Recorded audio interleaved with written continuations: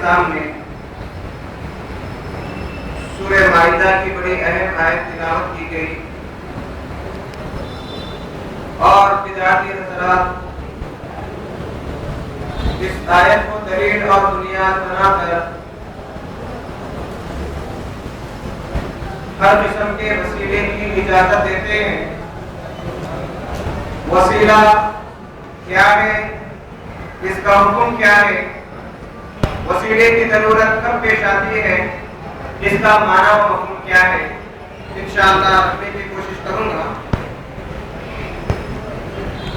ابھی ہم نے نماز تراویح میں سورہ مائدہ سماعت فرمایا۔ سورۃ المائدہ یہ مدنی سورت ہے۔ اللہ کے نبی صلی اللہ علیہ وسلم کے مکے سے مدینہ کی جانب ہجرت کرنے کے بعد نازل ہوئی۔ اس سورہ میں 120 آیات ہیں اور 14 رکوع ہے۔ اس کا نزول صلح حدیبیہ کے بعد ہوا، تقریباً ہجرت کے 6ویں سال کے اواخر میں اور 7ویں سال کی ابتدا میں۔ اس سورہ میں بڑی اہم ہدایتیں دی گئی مومنین اور مسلمانوں کو۔ ایک اہم مسئلہ وسیلے کے سلسلے میں اللہ تعالیٰ قرآن مجید میں فرماتے ہیں، یا ایھا الذین آمنوا اتقوا اللہ، اے ایمان والو اللہ سے ڈرو، وابتغوا الیہ الوسیلہ، اس کی جانب وسیلہ تلاش کرو، وسیلہ طلب کرو، وجاہدوا فی سبیلہ، اور اس کی راہ میں جہاد کرو، لعلکم تفلحون، شاید کہ تم کامیاب و کامران ہو جاؤ۔ تو یہاں پر کامیابی کے دو اصول بتلائے گئے، ایک وسیلہ طلب کرنا، دوسرا اللہ کی راہ میں جہاد کرنا۔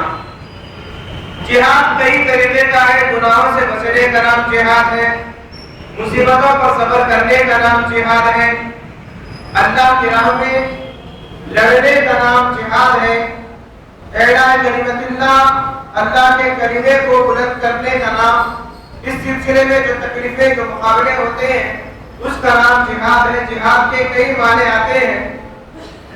اسی طرح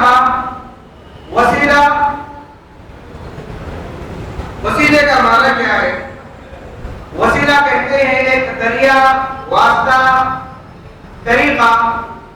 مثال کے طور پر مجھے یہاں سے چار مینار جانا ہے تو میں جانے کے لیے کوئی ذریعہ تلاش کرتا ہوں، سواری کے ذریعے، گاڑی کے ذریعے، بس کے ذریعے، جو بھی ذریعہ ہے وہاں پر پہنچنے کا، حقیقت میں اسے کہتے ہیں وسیلہ، ذریعہ، واسطہ۔ یہاں سے کسی سے بات کرنا ہے جو بہت دور ہے، ایک ذریعہ، ایک واسطہ ہے موبائل، جس کے ذریعے بات کی جاتی ہے۔ یہ ہے وسیلے کا معنی و مفہوم۔ اصطلاح میں ہر وہ عمل جس کے ذریعے کسی کا قرب حاصل کیا جائے۔ اور حضرت قتادہ رضی اللہ تعالیٰ عنہ فرماتے ہیں کہ اللہ کا قرب حاصل کرو اس کی اطاعت کرتے ہوئے اور اس عمل کے ذریعے جس کو اللہ پسند کرتا ہے۔ وسیلے کے سلسلے میں دو گروہ نظر آتے ہیں، ایک کہتا ہے کہ وسیلہ ناجائز ہے، وسیلہ نہیں لینا چاہیے، ایک کہتا ہے کہ وسیلہ لینا چاہیے، ہر قسم کا وسیلہ ضروری ہے، وسیلے کے بغیر کامیابی و کامرانی نہیں ہے۔ اور مثال دی جاتی ہے کہ بادشاہ سے ملنے کے لیے پہلے وزیروں سے، چھوٹے لوگوں سے ملنا ہے، وقت نکالنا ہے، اور ایک ذریعے کے ساتھ بادشاہ سے ملا جا سکتا، ویسے ہی اللہ سے ملاقات کے لیے، اللہ سے ملنے کے لیے فلاں سے وسیلہ لینا چاہیے۔ اب شریعت میں وسیلے کی حقیقت کیا ہے، وسیلہ کسے کہتے ہیں؟ مطلق وسیلے کا انکار کرنا یہ بھی صحیح نہیں، اور ہر قسم کا وسیلہ لے سکتے ہیں یہ کہنا یہ بھی صحیح نہیں۔ اب شریعت کا حکم کیا ہے وسیلے کے سلسلے میں؟ اللہ تعالیٰ قرآن مجید میں اسی انداز کی ایک اور آیت نازل کیا، قُلِ ادْعُوا الَّذِينَ زَعَمْتُم مِّن دُونِهِ فَلَا يَمْلِكُونَ كَشْفَ الضُّرِّ عَنكُمْ وَلَا تَحْوِيلًا۔ اے نبی صلی اللہ علیہ وسلم، آپ کہہ دیجیے ان لوگوں کو جو اللہ کے علاوہ دوسروں کو پکارتے ہیں، دوسروں کو وسیلہ بناتے ہیں، ان کے پاس مصیبتیں دور کرنے کا کچھ اختیار نہیں، کچھ مصیبت دور نہیں کر سکتے۔ أولئك الذين يدعون يبتغون إلى ربهم الوسيلة أيهم أقرب ويرجون رحمته ويخافون عذابه۔ یہ مشرکین جن کا وسیلہ لیتے ہیں وہ لوگ خود حقیقی رب سے وسیلہ تلاش کرتے ہیں، اللہ کی رحمت کی امیدوار ہے، اللہ کی بخشش چاہتے ہیں، اللہ کے اجر کے مستحق ہونا چاہتے ہیں۔ اس آیت کے سلسلے میں آتا ہے کہ مشرکین، مکے کے مشرکین بعض جنات سے وسیلہ لیا کرتے تھے، انہیں خوش کیا کرتے تھے، ان کے سامنے جھکا کرتے تھے، انہیں سفارشی بناتے تھے۔ اور ایک عرصے کے بعد جب قرآن مجید کا نزول ہوا تو یہ تمام جنات اسلام قبول کر لیے، اور مشرکین کو معلوم نہیں، پھر بھی ان جنات کے نام کے ساتھ وسیلے لینے لگے۔ اللہ تعالیٰ قرآن مجید کے ذریعے بتلایا مشرکین کو جن کا تم وسیلہ لیتے ہو وہ لوگ حقیقی رب کی جانب جھکتے ہیں، اور وہ خود حقیقی وسیلہ تلاش کرتے ہیں، اور اس قسم کے وسیلے سے روکا گیا۔ اب وسیلہ جب جائز ہے تو اس کے حدود کیا ہے؟ ہر چیز کے کچھ حدود ہوتے ہیں۔ ایک اہم اصول ہے الاصل فی العبادت الحرام، کہ عبادتوں میں ہر چیز حرام اور ناجائز ہے، اپنے طور پر کوئی عبادت کر نہیں سکتے، چاہے عبادت کسی بھی شکل کی ہو۔ شریعت نے عبادت کے جو طریقے بتلائے وہی کرنا چاہیے۔ فجر کی 2 رکعت کے بجائے 3 رکعت یا 4 رکعت کوئی فرض مقرر کر کے پڑھ نہیں سکتا، ظہر کی 2-3-4 کے بجائے 3 یا 2 نہیں پڑھ سکتے، اس لیے کہ طریقے بتلا دیے گئے۔ بتا دیا گیا کہ قیام کی حالت میں سورہ فاتحہ پڑھو، فلاں سورہ پڑھو، رکوع کی حالت میں فلاں دعا پڑھو، رکوع کی حالت میں قرآن نہیں پڑھنا چاہیے، تشہد میں یہ دعائیں پڑھنا چاہیے، یہ پورے طریقے بتلا دیے گئے۔ اب اپنے طور پر کوئی دعا اس کے اندر ایڈ نہیں کر سکتے، اس لیے کہ عبادتیں اپنے طور پر کرنا حرام ہے۔ اور دنیاوی جو معاملات ہیں، اس میں ہر چیز جائز ہے جب تک کہ حرام کا کوئی حکم نہ آئے۔ کھانا حدود بتلا دیے گئے، حلال کھانا چاہیے۔ اب غذا جو طریقے سے جس طریقے سے چاہے پکائیے کھائیے، شریعت نے اجازت دی، حدود بتلایا کہ اسراف نہیں کرنا چاہیے، پھینکنا نہیں چاہیے۔ لباس اصول بتلا دیے گئے، رہن سہن کے اصول بتلا دیے گئے، ایسے اصول بتلا دیے گئے تو ہر وہ عبادت، کل عبادت لم يتعبد اصحاب رسول اللہ ولا تعبدوها۔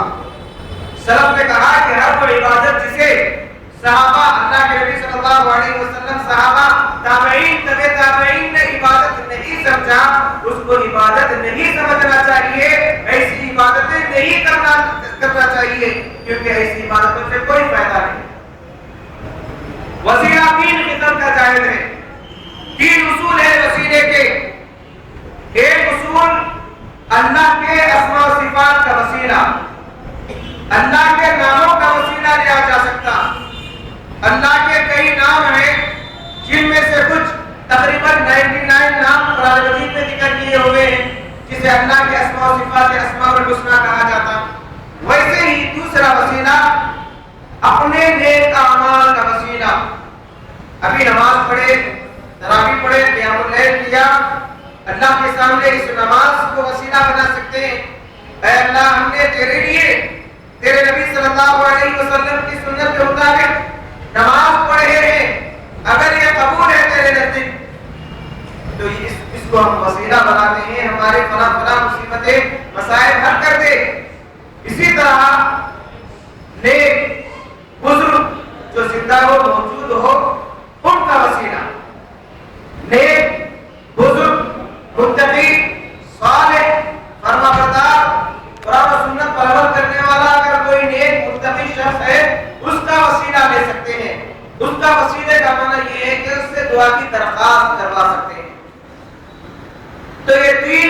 کے وسیلے جائز ہیں۔ پہلا وسیلہ اللہ کے اسماء و صفات کا، جس کا ذکر اللہ تعالیٰ خود قرآن مجید میں فرمایا وَلِلَّهِ الْأَسْمَاءُ الْحُسْنَى، اللہ کے اچھے نام ہے، فَادْعُوهُ بِهَا، ان ناموں کے ذریعے اللہ کو پکارو، یعنی یا اللہ، یا رحمان، یا رحیم، یا حی یا قیوم، یا ارحم الراحمین، یا غفار، یا قہار، یا خالق، ایسے 99 نام پکار سکتے ہیں اللہ کے۔ ان ناموں کے ذریعے ہم اپنی مرادیں اللہ کے سامنے رکھ سکتے ہیں۔ اور مشہور دعا جو بتلائی گئی، یا حی یا قیوم برحمتک استغیث، اے زندہ رہنے والے، اے قائم کرنے والے، تیری رحمت کے ذریعے ہم تجھ سے فریاد کرتے ہیں، مدد طلب کرتے ہیں۔ بڑی جامع اور بہترین دعا ہے۔ اسی لیے اسی طرح ایک اور نام اللہ کے اسم اعظم، اللہ کا جو اسم اعظم ہے، اس اسم اعظم کے ذریعے کوئی دعا کی جائے تو رد نہیں کی جاتی، حدیث میں بتلا دیا گیا۔ اسم اعظم قرآن مجید میں کہاں ملے گا، اس کی بھی وضاحت کی گئی کہ آیت الکرسی میں اسم اعظم ہے اللہ لا الہ الا هو الحی القیوم۔ سورہ مائدہ، سورہ آل عمران کی ابتدائی آیت میں اسم اعظم ہے الف لام میم اللہ لا الہ الا هو الحی القیوم۔ تو ایسے اسم اعظم کا ذکر کیا گیا۔ اسی طرح احادیث میں دعائیں وارد ہیں۔ اللہ کے نبی صلی اللہ علیہ وسلم کی جانب سے ایک شخص آتا ہے اور دعا کرتا ہے اللہم انا کنا نتوسل الیک اللہم انی اسألک بان لک الحمد لا الہ الا انت وحدک لا شریک، اے اللہ میں تجھ سے تیرے ایک ہونے، تیرے ساتھ کوئی شریک نہیں، اس کے ذریعے میں تجھ سے کچھ مانگتا ہوں۔ جب ایک صحابی یہ دعا پڑھنے لگے تو اللہ کے نبی صلی اللہ علیہ وسلم نے فرمایا کہ اس نے اللہ کے اسماء و صفات کا وسیلہ لے کر مانگا، اور ضرور اللہ تعالیٰ دعا قبول کرتا۔ اور کئی دعائیں بتلائے گئے جس میں اللہ کے اسماء و صفات کا ذکر ہے۔ دوسرا جو وسیلہ ہے، جو بڑا مشہور ہے اور لوگوں کو غلط فہمی ہے کہ نیک جو لوگ رہتے ہیں، نیک جو لوگ رہتے ہیں، اب میں کچھ اس طرح کے الفاظ ذکر نہیں کر رہا اس لیے کہ فتنہ و فساد ہونے کے امکانات رہتے ہیں، جنہیں لوگ نیک سمجھتے ہیں جو موجود نہیں ہے دنیا کے اندر، ان کے ناموں کا وسیلہ لیا جاتا ہے۔ جبکہ اللہ کے نبی صلی اللہ علیہ وسلم کے دور میں صحابہ کرام اللہ کے نبی صلی اللہ علیہ وسلم کے پاس آ کر دعا کی درخواست کرواتے تھے، اے اللہ کے نبی صلی اللہ علیہ وسلم آپ ہمارے لیے دعا کیجیے۔ اللہ کے نبی صلی اللہ علیہ وسلم دعا کرتے، مسائل حل ہوتے، تو یہ ایک وسیلے کا ذریعہ تھا۔ اللہ کے نبی صلی اللہ علیہ وسلم خطبہ دے رہے ہیں، ایک صحابی آتے ہیں، صحیح بخاری مسلم کی روایت ہے، ایک صحابی آ کر عرض کرتے ہیں اے اللہ کے نبی صلی اللہ علیہ وسلم قحط ساری پڑ گئی ہے، اناج سوکھ گیا ہے، چوپائے مر رہے ہیں، لوگ پریشان ہیں، ندی نالے سوکھ چکے ہیں، آپ اللہ سے دعا کیجیے کہ اللہ تعالیٰ بارش نازل کرے۔ اللہ کے نبی صلی اللہ علیہ وسلم کے دونوں ہاتھ بارگاہ الہی میں اٹھتے ہیں، دعا کرتے ہیں اللہم اغثنا اللہم اغثنا اللہم اغثنا، اے اللہ بارش نازل فرما، اے اللہ بارش نازل فرما، اے اللہ بارش نازل فرما۔ روایتوں میں آتا ہے صحابی فرماتے ہیں کہ جب اللہ کے نبی صلی اللہ علیہ وسلم نے دعا کی تو آسمان میں کوئی ابر نہیں تھا، جو ہی دعا کی گئی ابر کا ایک ٹکڑا آ جاتا ہے اور دھیرے دھیرے پھیلنے لگا اللہ کے نبی صلی اللہ علیہ وسلم کی دعا کی برکت سے۔ کچھ ہی دیر میں بارش شروع ہو گئی، بارش نازل ہونے لگی، اتنی بارش ہوئی کہ وہی صحابی دوسرے جمعے کے موقع پر اللہ کے نبی صلی اللہ علیہ وسلم جب خطبہ دے رہے تھے حاضر ہو کر عرض کرتے ہیں اے اللہ کے نبی صلی اللہ علیہ وسلم چوپائے کر رہے ہیں، ندی نالے بھر چکے ہیں، اناج فصلیں بارش کی وجہ سے تباہ ہو رہی ہیں، اللہ سے دعا کیجیے کہ بارش روک لے۔ اللہ کے نبی صلی اللہ علیہ وسلم مسکراتے ہیں اور دعا کرتے ہیں اللہم ہوا علینا ولا علینا، الہی اطراف میں بارش کو نازل فرما، ہم پر بارش نہ نازل فرما۔ کچھ ہی دیر میں بارش رک جاتی ہے۔ تو یہ ہے نیک متقی شخص جسے ہم متقی سمجھتے ہیں، جو واقع پرہیزگار ہے، اس کے ذریعے دعا کی درخواست کروا سکتے ہیں۔ ایک مرتبہ حضرت عمر رضی اللہ تعالیٰ عنہ حج کے لیے عمرے کے لیے جا رہے تھے، اللہ کے